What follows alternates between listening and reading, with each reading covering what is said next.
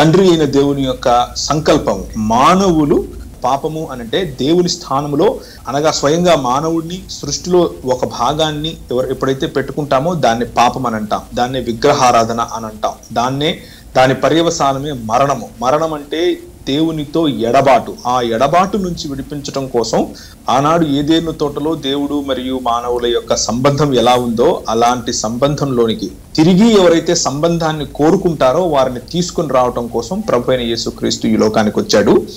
అలా రావటం నిజమైన మానవుడు అంటే ఏంటో జీవించి చూపించాడు. బలహీనుడి పైన కత్తితో బలవంతం చేసేటటువంటి ధోరణి కాదు, ప్రేమ, సహనము మరియు శుశ్రూత లేకపోతే సేవ చేసేటటువంటి గుణము మనిషిలో ఉండాలి. అలా పెరిగినప్పుడే నిజమైన మానవత్వం అనే మార్గంలోనికి వచ్చినప్పుడు యేసుక్రీస్తు తిరిగి వారిని నిజమైన మానవులుగా మహిమ కలిగిన దేహములతో పునరుత్థానము చెందేలా చేయటం కోసం ఆయనే స్వయంగా మరణాన్ని రుచి చూసి మరణం పైన జయించి రక్తాన్ని కార్చి ప్రజల కొరకు చేయాల్సినటువంటి ప్రతిఫలాన్ని ఆయన తీసుకొని వచ్చిచ్చాడు. ఏంటా ప్రతిఫలం అని వీరు అడిగారు. దానికి సమాధానంగా క్రైస్తవ సమాజం గత 2000 సంవత్సరాలుగా చెప్తూనే వస్తుంది.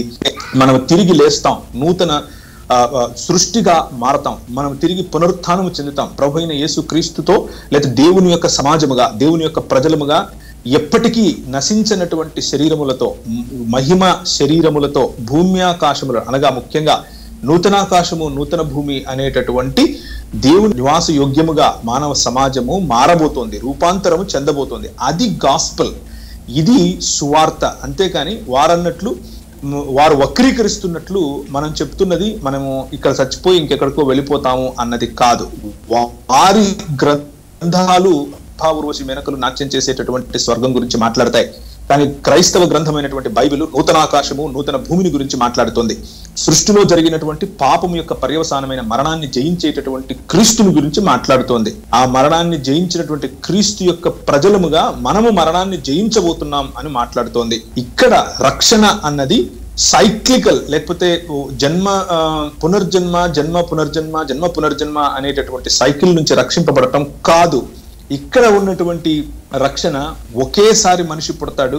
ఆ పుట్టినటువంటి మనిషి తిరిగి నూతనమైనటువంటి సృష్టిగా మారటానికి ప్రభువైన యేసుక్రీస్తు అనే ఒక మార్గము, ఆ మార్గము సహనము, ప్రేమ, ఆ మార్గము విశ్వాసముతో యేసుక్రీస్తు మీద ఆనుకోవటము ద్వారా, పునరుత్థానము చెందటము ద్వారా, తిరిగి జన్మించటము ద్వారా, బాప్తిసము పొంది ఆయనను అనుసరించటము ద్వారా నూతనాకాశము నూతన భూమిలో నూతన సృష్టిగా మనం మారబోతున్నాం అని చెప్పే పునరుత్థానమునకు చెందినటువంటి సువార్త.